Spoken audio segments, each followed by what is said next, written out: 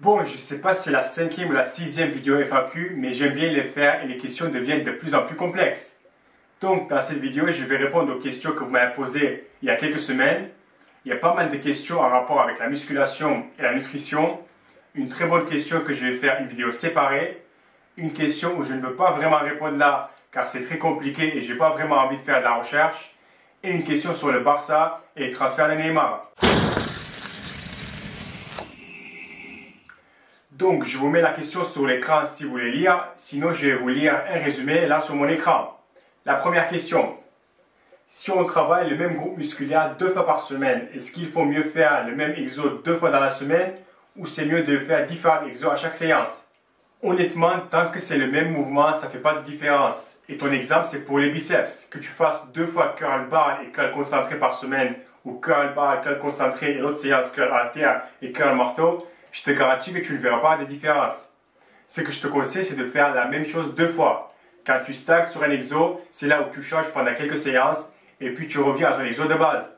Mais au final, ce n'est pas quelque chose pour prendre la tête avec. La deuxième question. Avec beaucoup d'activité physique et un déficit calorique de 500 calories, est-ce que c'est dangereux pour le métabolisme? Et est-il possible de ne pas perdre du poids le premier voire le deuxième mois? Pour la première partie de ta question, non, pas vraiment. Surtout que d'après ton message, tu comptes tes calories. Ça sera dangereux si tu fais zéro activité physique et tu manges 3000 calories et continues à faire zéro ou très peu d'activité physique et tu descends à 1000 calories.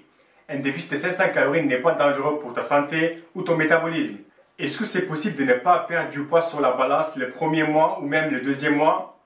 Oui, c'est possible, surtout si tu n'es pas en surpoids. Tu peux très bien perdre 1-2 kg de graisse et avec la musculation prendre 1 ou 2 kg. Et au final, visuellement, tu vois une différence, mais pas sur la balance. Tu devrais commencer à t'inquiéter si après, je dirais 3 semaines, tu vois zéro changement. Poids sur la balance, miroir et même mensuration. Mais même dans tous les cas, si tu as un déficit de plus de 200-300 calories, si tu vois zéro changement sur la balance, il y a peut-être un petit problème. Pour la personne qui a posé cette question, désolé, je ne peux pas vraiment répondre, mais je pense que tu as un petit problème avec à quoi correspond l'index glycémique des aliments.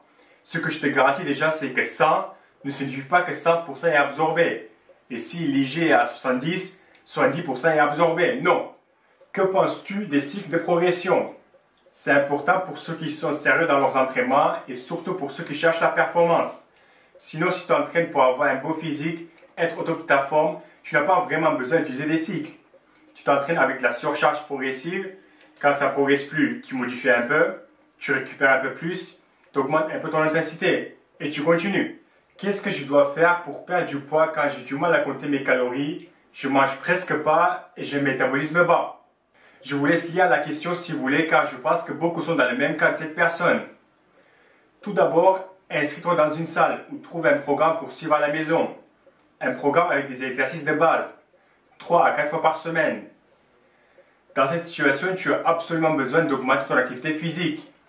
Puis, doucement, tu pourras t'occuper de ton alimentation. Si tu as vraiment un métabolisme bas ou si tu as détruit ton métabolisme en suivant des régimes à la con à base de 500 calories par jour, tu vas être obligé de faire un pas en arrière pour ensuite en faire 2 vers l'avant. Tu devrais te forcer au début à compter tes calories au moins pour 2-3 semaines. Et doucement, tu devrais les augmenter. Puis, il faut habituer ton corps à avoir de la nourriture presque à l'excès. Pour la personne qui m'a envoyé le message, commence avec 1000 calories et doucement monte jusqu'à 1900-2000.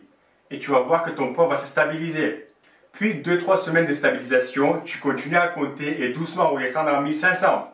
Et à partir de là, quand tu commences à manger vers 1500-1600 calories, tu vas perdre du poids. Encore 2-3 semaines et tu peux arrêter de compter et faire plus ou moins. Après un mois, tu devrais plus ou moins savoir à quoi ressemble une journée avec 1500 calories. Pourquoi selon toi les pratiquants de musculation ou sportifs en général sont aussi addicts à la nourriture? Que penses-tu, Dr TN? Il fait souvent des montages avec des apparitions de toi. Qu'en penses-tu? La nutrition compte beaucoup si ton objectif est de progresser et avoir des résultats. Mais après moi, je ne trouve pas que les pratiquants de musculation ou les sportifs sont addicts. Après, si par addict tu veux dire qu'ils mangent beaucoup, oui, avec les dépenses caloriques, tu es obligé parfois de te forcer à plus manger. Ou si par addict tu veux dire qu'ils sont trop stricts, oui, je pense que tu as raison. Et ce problème vient du fait qu'ils mettent énormément d'importance sur la qualité de ce qu'ils mangent par rapport à la quantité. Je ne dis pas que la qualité n'est pas importante, mais si tu commences à te rendre compte que la quantité est plus haut sur la liste que la qualité, Beaucoup seront moins casse-couilles. Pour Dr TN, oui, je sais qu'il utilise un passage de moi dans ses vidéos car c'est le seul youtubeur français que je regarde. J'aime bien ses vidéos et je suis souvent d'accord avec ce qu'il dit. Suivant les profils enzymatiques, est-ce que deux personnes ingérant 100 calories, leur organisme extrait-il le même nombre de calories? Ou est-il possible qu'une personne récupère ses 100 calories et l'autre seulement 70 calories?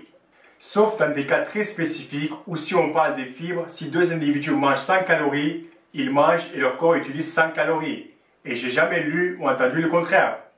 Tu n'auras pas 2-3 conseils pour augmenter l'appétit ou même des aliments qui tabassent bien niveau calories. Oui, regarde vers la fin de ma vidéo sur la prise de masse. En gros, le plus facile sera des shakers faits maison ou les noix qui sont super denses en calories. Comment prendre soin de ses articulations et muscles tant à l'entraînement qu'en cuisine? C'est une très bonne question et je pense que je vais garder cette question pour faire une vidéo séparée. Si je suis fort en course de fond, puis-je assumer que je possède plus de fibres musculaires de type 1 et que j'ai par conséquent un potentiel d'hypertrophie plus faible? Oui, si tu es fort en course de fond, sachant que tu as essayé les deux, tu peux assumer que tu possèdes plus de fibres musculaires de type 1. Mais ça ne signifie pas que tu as un potentiel d'hypertrophie plus faible. Regarde lui, il est passé de marathon à ses physiques. Mais puis avoir plus un type de fibre plus que d'autres, c'est aussi spécifique pour chaque groupe musculaire. Et au pire des cas, tu as une répartition de 60 à 40. Et pour la dernière question, tu n'es pas dès que Neymar quitte le Barça pour Paris, sinon tu ne vas pas être aussi dès que le Barça ne va rien gagner cette année. J'ai jamais été un super fan de Neymar, je l'aimais bien parce que je jouais au Barça.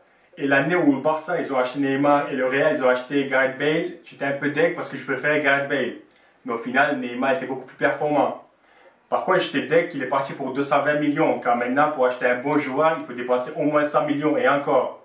Et entre Neymar ou avoir Dembélé et Coutinho par exemple, je préfère avoir les deux que Neymar. Dès que pour que le Barça ne va rien gagner cette année, honnêtement, entre les 11 départs de Barça et les 11 départs de Real, il n'y a pas une énorme différence. Je pense que gagner la Liga, la Coupe et faire demi-finale ou finale de Ligue des Champions, ça sera un très bon objectif. Au final, tant qu'il y a Messi sur le terrain, moi je ne m'inquiète pas. Allez, merci et à la prochaine vidéo.